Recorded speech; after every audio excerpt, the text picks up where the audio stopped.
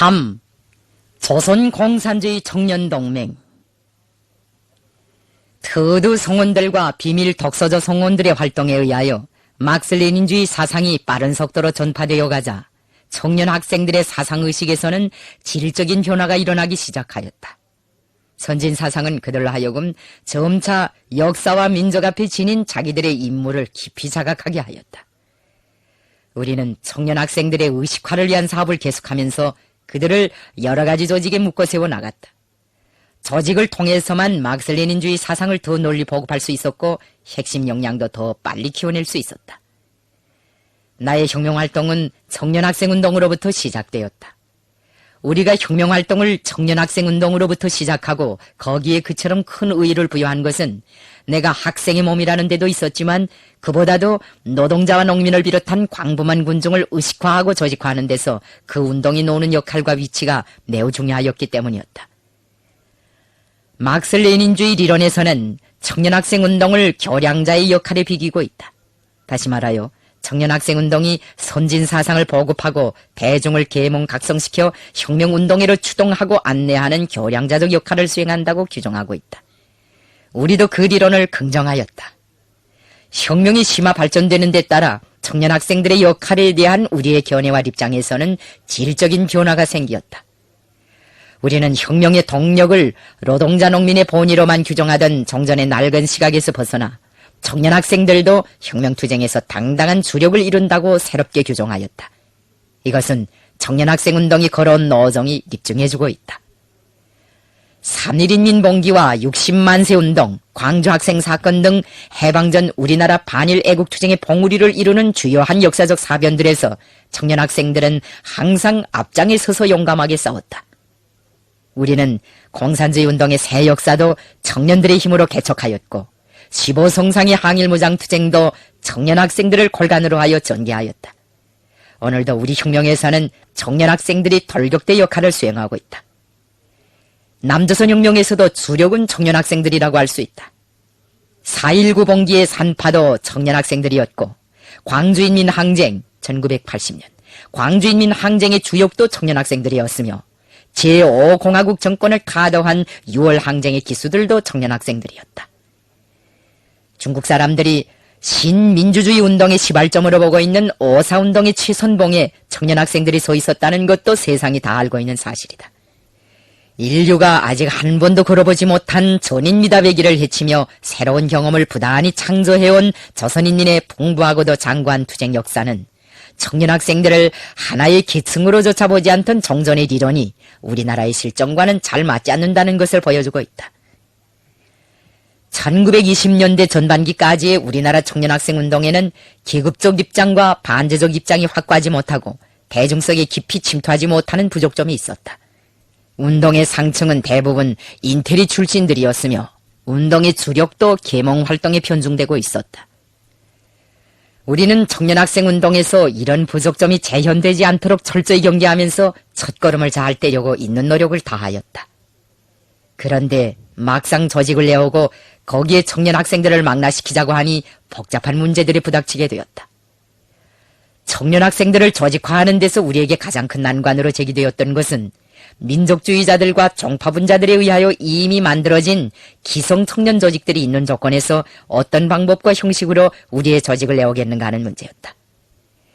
길림에는 길림청년회, 조선인 여길하구회와 소년회를 비롯한 여러 가지 기성 조직들이 있었다.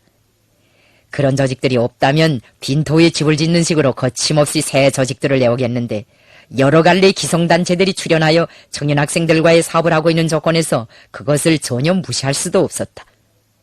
우리는 심중이 토의한 끝에 이미 있는 조직들 가운데서 간판만 있고 활동하지 않는 조직은 무시하고 새롭게 꾸리며 미약하게나마 움직이는 조직은 그대로 두고 리용 개편하는 방법을 취하기로 하였다.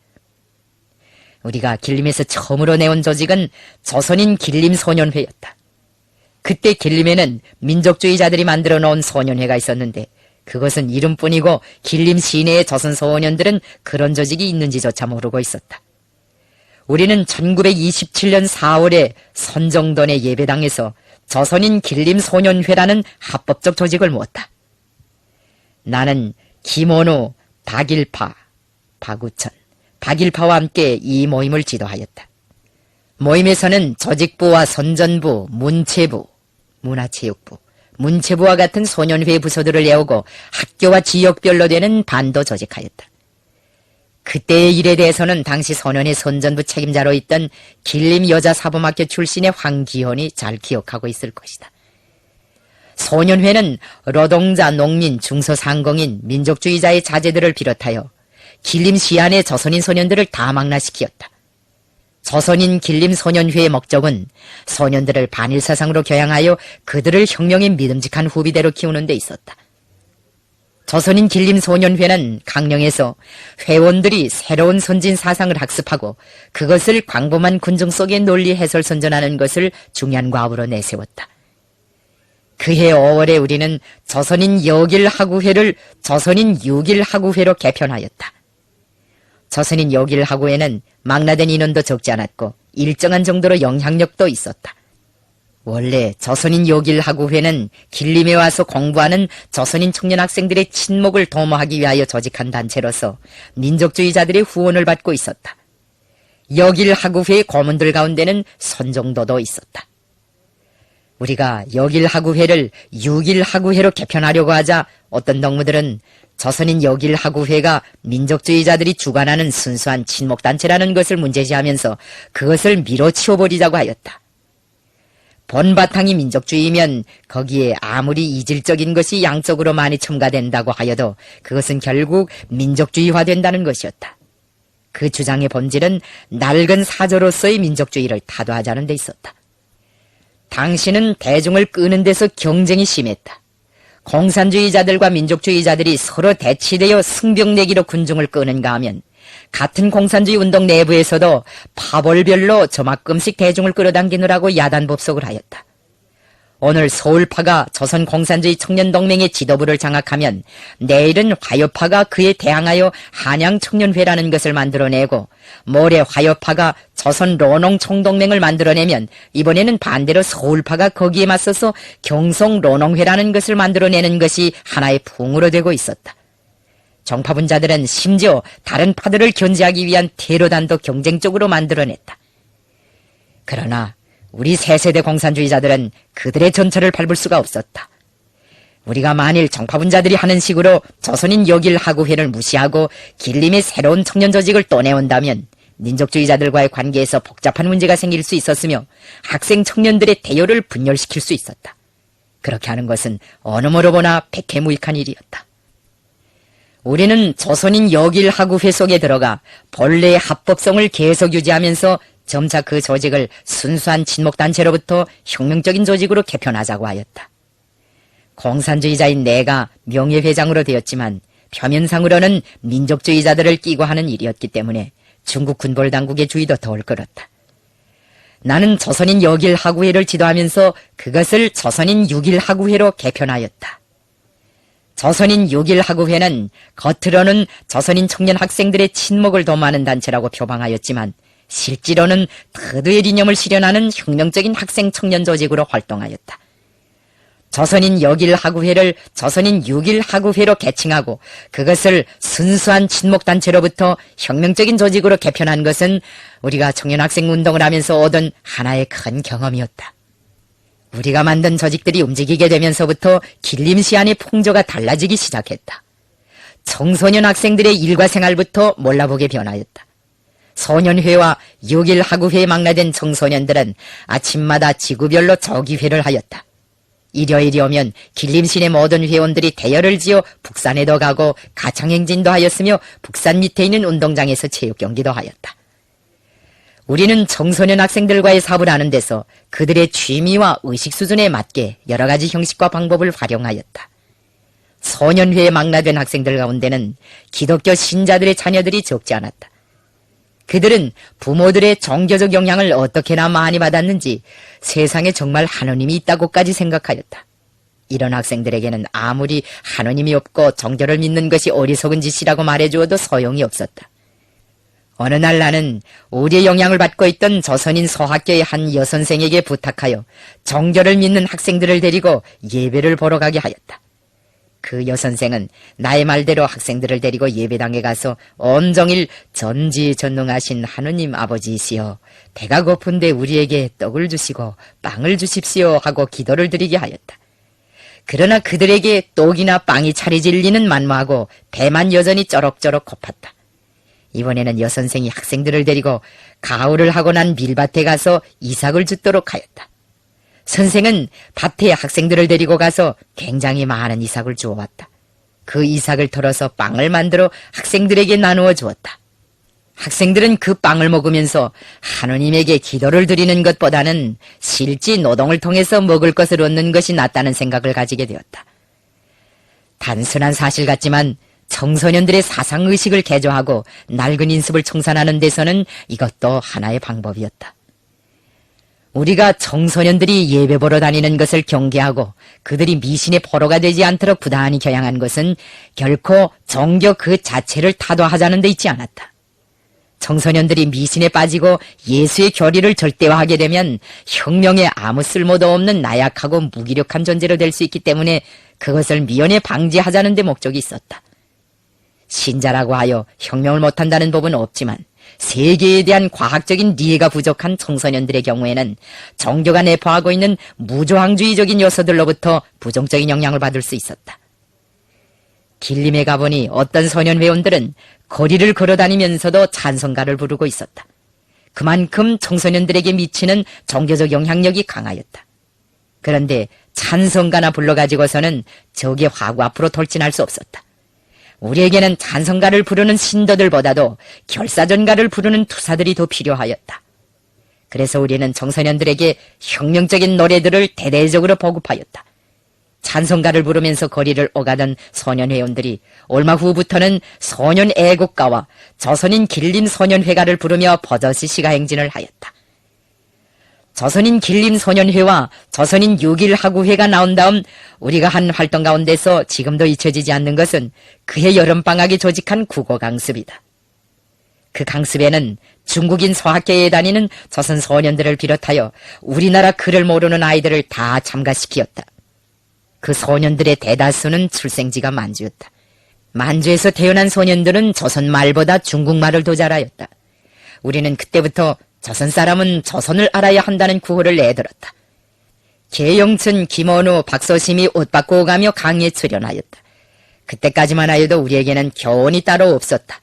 조직의 모든 핵심들이 다 교원이었고 강사였다. 20일 동안 강습을 하고 나니 여기에 참가했던 소년들이 누구나 다 어린이 잡지를 볼 수 있게 되었다. 소년회와 하구회는 청소년들의 취미와 기호에 맞게 용담산 원적과 강남공원 야유회도 조직하고 문화유족들에 대한 참관과 답사도 조직하였으며 강연회, 토론회, 학습회, 웅변대회, 독서발표회, 노래보급, 연애공연과 같은 과외활동도 많이 조직하였다. 우리는 그때 비밀활동 장소로서 강남공원과 북산을 많이 이용하였다. 강남공원은 능라도와 같이 아름답게 생긴 송화강상의 섬이었다. 길림의 자본가들은 이것에 나무를 많이 심어 섬을 식물원과 같이 수려하게 꾸리고 입장료까지 받아 먹으면서 돈벌이를 하였다. 공지에다가는 낙화생 같은 것도 재배하였다. 이 공원에서 우리가 야유회 간판을 가진 비밀회의를 많이 하였다. 강남공원보다 더 이상적인 미래장소는 북산이었다. 초목이 무성한 여름철을 위주로 이용하던 강남공원에 비하여 북산은 계절의 구애를 받지 않고 사시장철 자유롭게 이용할 수 있었다. 길림에서 사람들이 제일 많이 모여드는 유원지가 바로 북산이었다. 그러므로 북산과 그 주변에는 봉사망도 시쪽으로 제일 조밀하게 배치되어 있었다. 북산으로 들어가는 거리 양옆에는 음식점, 빙탕막, 완구상, 담배상, 자파상, 찻집, 오락장 등이 즐비하게 늘어서 있었고 서양 상품 판매를 전업으로 하는 큰 경광상점도 있었다. 북산에 사람들이 많이 모여드는 것은 경치가 좋은 데도 있지만 거기에 야광묘와 같은 명승고적이 많았기 때문이었다. 야광묘라는 것은 약신의 제사를 지내는 졸당이라는 뜻이다. 길림에서는 매해 6월 4일부터 6일까지의 사흘간을 묘회 기간으로 정하고 성정부의 주관하에 북산에서 약신령의 탄생을 축하하는 관제 행사를 벌였다. 이 행사에는 일반 서민들은 물론 관직을 가진 사람들까지도 다 참가하였다. 묘회 기간에 3일은 휴가로 선포되었다. 경찰 당국은 이 행사가 벌어질 때마다 북산 아래 대도로 동쪽에臨時 파출소를 내오고 전하를 가설하였으며 산후에는 경찰 분반까지 배치하여 상공기의 질서를 유지하는가 하면 야광묘, 관제묘, 낭낭묘에 피우는 향불이 산불로 번져가지 않도록 부단히 경계하고 단속하였다. 3일간의 행사 기간에는 마차부들과 인력거꾼들까지 평상시에 10배나 되는 돈을 벌었다. 장사치들이 3일간의 묘회를 돈벌이의 호경기로 삼았다면 이 도시의 유지들과 선각자들은 성립통속항습소의 간판을 가지고 군중을 계몽시키는 사회교육의 연단으로 삼았다. 각이한 직업에 종사하는 계몽활동가들이 도처에 나타나 주먹을 흔들며 애국, 도덕, 법수호, 미감, 실업, 체육, 위생 등의 주제를 가지고 열변을 토하였는데 북산이 아니고서는 어디서도 볼 수 없는 참으로 희한한 광경이었다. 이런 복잡한 틈바구니에서 우리도 군중을 찾아다니며 선진 사상을 먹이고 때에 따라서는 비밀회합도 하였다. 야광묘 지하실은 우리의 전용 회의실이나 다름이 없었다. 그 절의 중은 우리가 쟁취한 사람이었다. 나는 길림에서 학교를 다닐 때 강연도 많이 하였다. 어떤 때에는 민족주의자들이 조직한 토론회에 가서도 연설을 하였다. 오동진, 리탁을 비롯한 정의부의 지도자들은 국치일 8월 29일, 국치일 3월 1일, 단군 탄생일 10월 3일, 단군 탄생일 등 주요 기념일이 있을 때마다 시내 교포들과 청소년 학생들을 모여놓고 강연회와 토론회를 자주 조직하였다. 6일 하구회의 성원들 속에서는 리준의 방법이 옳은가 안중근의 방법이 옳은가 하는 문제를 가지고 논쟁을 많이 하였다. 아무리 논쟁을 해도 결판이 나지 않으므로 우리는 여길 하구회가 6일 하구회로 개편된 그해 여름에 선정돈의 예배당에 시내에 있는 조선인 학생들을 다 모아놓고 그 문제를 토론에 붙이기까지 하였다. 그 토론회를 계기로 길림의 청소년들이 크게 각성되었다. 그들은 대로로서도 안 되겠다. 청원으로서는 더구나 안 되겠다. 강대국들이 도와주리라고 생각하는 것은 망상이다 하는 것을 처음으로 깨닫고 조선을 독립하기 위해서는 새로운 진로가 탐구되어야 하겠다는 것을 일치하게 인정하였다. 그 당시 길림에서 진행된 토론회나 독서발표회에서는 조선혁명의 실천과 관련된 문제가 많이 논의되었다. 우리는 매해 5월 첫 주 일요일을 소년회 날로 정하고 이날에 길림 시내 조선인 청소년들과 그 부형들, 유지들과 독립운동자들이 참가하는 운동회도 열어 단결의 분위기를 마련하였다. 이렇게 청소년들을 단결시킨 다음 그들을 대중을 교양하고 계몽시키는 사업에 참가시키었다. 10살 안팎의 소년회원들까지도 방학이면 강동, 육대문, 신안톤, 대황구와 같은 주변 농촌 마을들에 나가 농민들의 일선을 도와주면서 그들을 계몽하였다.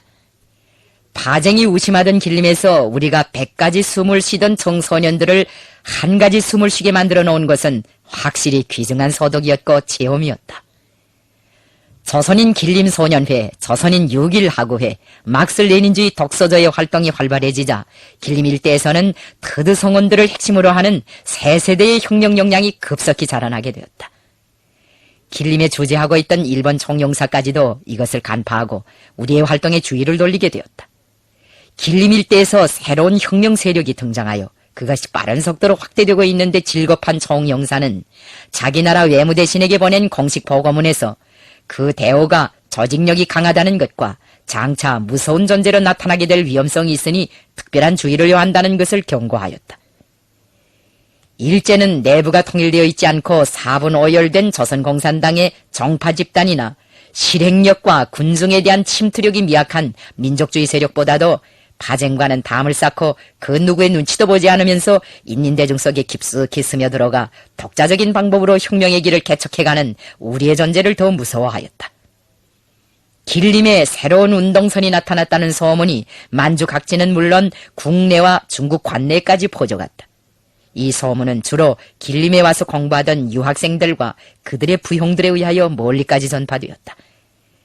우리의 운동선에 합류하려고 국내와 일본, 연해주, 만주 각지에서 수많은 청년들이 길림으로 모여들었다. 독립군에 관계했던 청년들, 일본에 가서 과학을 하던 청년들, 백파들과 싸우던 청년들, 황포군관학교를 졸업하고 광주 폭동에 참가했던 청년들, 국민당 반동들의 추격을 피해 여기저기 숨어 다니던 청년들, 레닌의 숭배자, 선문의 숭배자, 루소의 숭배자 등 정견과 서속, 생활 경로가 서로 다른 천태만상의 청년들이 우리를 찾아왔다. 김혁, 자광수, 김준, 최수항, 안봉 등도 그 시기에 우리를 찾아온 사람들이다. 우리는 그들을 교양하여 터두에 받아들이는 한편 조직을 시내 여러 학교들에 확대해 나갔다. 그 과정에 우리는 터두보다 더 큰 그릇을 가지고 더 많은 사람들을 망라할 수 있는 조직을 내와야겠다는 생각을 하게 되었으며, 이런 필요성으로부터 1927년 8월 27일에 터두를 반제청년동맹으로 개편하고 그 다음날 연이어 터두의 정수분자들로 조선공산주의 청년동맹을 창립하였다. 반제청년동맹은 터두의 구호를 그대로 내세우고 그 강령을 그대로 계승한 반제적이고 대중적인 비합법적 청년 조직이었다. 조직의 기본 구성은 조선 청년들이었으나 우리는 반제적 입장이 강한 중국 청년들도 거기에 가입시키었다. 반제청년동맹은 광범한 반일 청년 대중을 혁명대열에 묶어 세우며 반일 투쟁의 대중적 기반을 튼튼히 하는 데서 커다란 공헌을 하였다. 이 조직은 문광중학교, 길림제1중학교, 길림제5중학교, 길림사범학교, 길림여자중학교, 길림법정대학을 비롯하여 조선 학생들이 있는 시내의 모든 학교들에 다 들어갔으며 강동, 신안툰을 비롯한 길림 주변의 농촌지역과 류하현, 화전현, 흥경현 일대에도 뿌리를 박았다. 조선 청년들이 있는 것이면 다 포지였다. 반제청년동맹에서는 얼마 후부터 등사판으로 선전용 자료까지 밀어내뜨렸다. 우리는 그때 청년들을 더 많이 결속하기 위하여 토요일이면 공부가 끝나기 바쁘게 주변 농촌으로 나가곤 하였다. 토요일에 공부가 끝나서 떠나면 일을 보고 일요일 오후에 돌아올 수 있었다.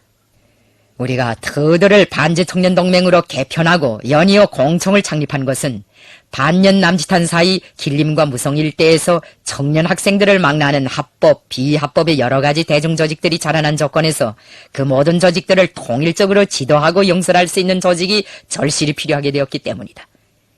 청년들의 새로운 전위조직을 내오는 것은 당시 청년운동 발전의 합법칙적 요구였다. 당시까지는 내가 어느 조직에나 다 관련되어 있었기 때문에 나 개인의 활동을 통하여 조직들 호상 간의 연계가 지어지곤 하였다. 최창걸, 김원우, 계영춘과 같은 사람들의 경우에는 개별적인 청년 공산주의자의 자격으로 학생 청년 조직들에 관계하였을 뿐이다. 새로운 전위조직을 내오는 것은 당시의 정세로 봐도 절박한 요구로 제기되고 있었다. 그때 일제는 만주 침략을 서두르고 있었다.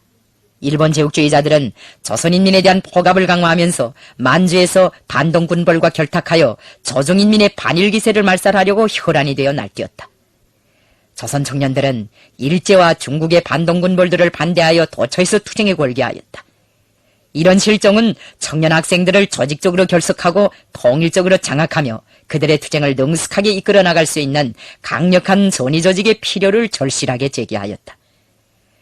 거루한 민족주의자들과 정파분자들의 영도권 쟁탈로 하여 4분 5열의 길을 걷고 있는 청년운동의 실태를 봐도 청년들을 분열의 위기에서 구원하고 통일단결의 길로 건전하게 이끌어갈 전위조직의 탄생은 새 세대의 공산주의자들 앞에 단 하루도 지체시킬 수 없는 시대적 과제로 부과되었다.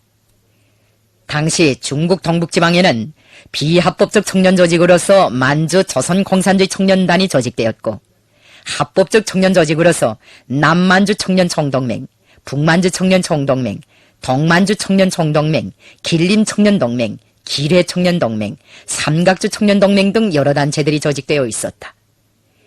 각이한 계열의 정파분자들이 이 청년단체들을 서로 끌어당기고 각이한 세력의 민족주의자들이 승벽 내기로 이 단체들의 손을 뻗쳤기 때문에 거기에 속해 있는 사람들조차 자기의 소속 단체가 공산주의 단체인지 민족주의 단체인지 분간하지 못하는 정도였다. 청년 학생들은 이렇게 여러 갈래로 갈라져 있었다. 애멜파나 화요파의 영향을 받는 학생들이 있는가 하면 같은 민족주의자의 자식들인 경우에도 아버지가 무슨 단체에 속해 있는가에 따라 정의부 편, 참의부 편, 신민부 편으로 갈라지고 거기다가 또 보수파와 혁신파로까지 나뉘어져 있었다. 견해가 다르고 소속단체가 다르다 보니 그들은 늘 반목 상태에 있었다. 분열된 청년운동을 바로잡고 청년들을 민족주의 세력과 정파분자들의 영향 밑에서 떼어내어 참다운 공산주의 혁명의 길로 이끌어 나가자면 반드시 새로운 전위조직을 내와야 하였다. 털어놓고 말해서 그때 조선공산당이 재구시를 어지간이라도 하였더라면 우리까지 그런 걱정을 안 해도 되었을 것이다. 공산주의 이념을 가진 당이 있고 많은 청년 조직들이 있으면서도 그 덕을 하나도 보지 못하니 그보다도 안타깝고 가슴 아픈 일은 없었다. 조선혁명은 그 자체의 특성으로 하여 복잡한 문제들을 안고 있었다. 많은 애로와 난관이 걸음마다 앞을 가로막아 나섰다. 정파분자들과의 관계, 민족주의자들과의 관계, 중국인민들과의 관계, 국제당과의 관계에서 복잡한 문제들이 항시적으로 제기되었다.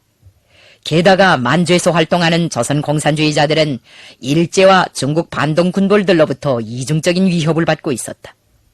이런 조건에서 혁명을 능란하게 영도해 나가자면 그것을 감당할 만한 세련된 영도 핵심과 올바른 지도리론이 있어야 하였다.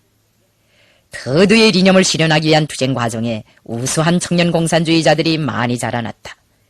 파쟁도 모르고 사대주의도 모르고 집권력도 모르며 낡은 때가 묻지 않은 새형의 청년 공산주의자들로서 우리나라 청년운동과 공산주의 운동을 새롭게 개척해 나갈 수 있는 참다운 핵심이 육성되었다.